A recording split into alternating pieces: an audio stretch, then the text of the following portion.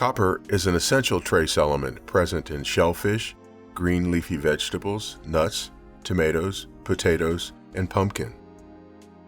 Copper deficiency causes anemia, cardiac enlargement, skeletal defects, reproductive failure, low aortic elasticity, altered pigmentation, and neutropenia or low levels of neutrophils. Cupric copper is reduced at the brush border by duodenal cytochrome B or D-site B to cuprous copper. Other metalloreductases such as those in the STIAP family may also be involved. Cuprous copper is transported into the enterocyte through the CTR1 homotrimer. This transporter cycles between the brush border membrane and an endosomal membrane compartment. The DMT1 iron transporter also transports a bit of cuprous copper. Other non-CTR1 transport mechanisms are also being investigated.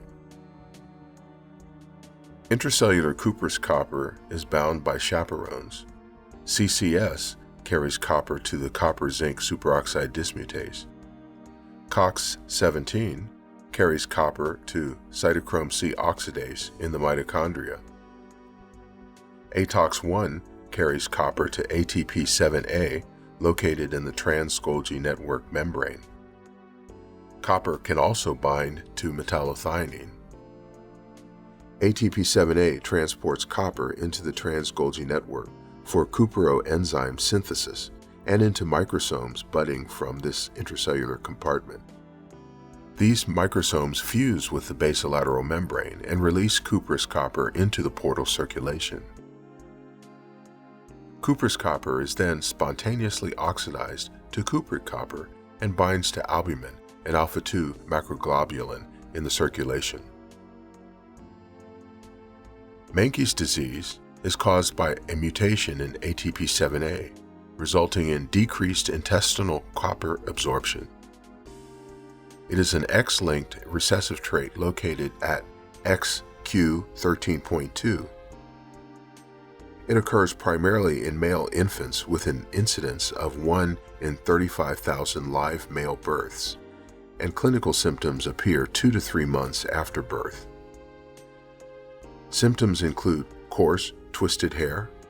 The hair may also be short and thin hair that is light in color or even white, silver, or gray.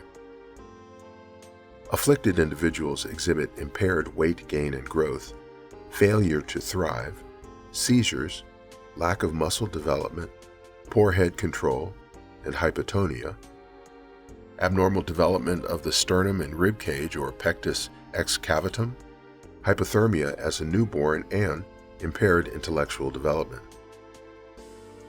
Treatment options include copper histidinate if the patient can still transport some copper. Otherwise, copper is administered by injection, bypassing the gastrointestinal tract. Early diagnosis and early initiation of treatment helps reduce the severity of some of the developmental defects.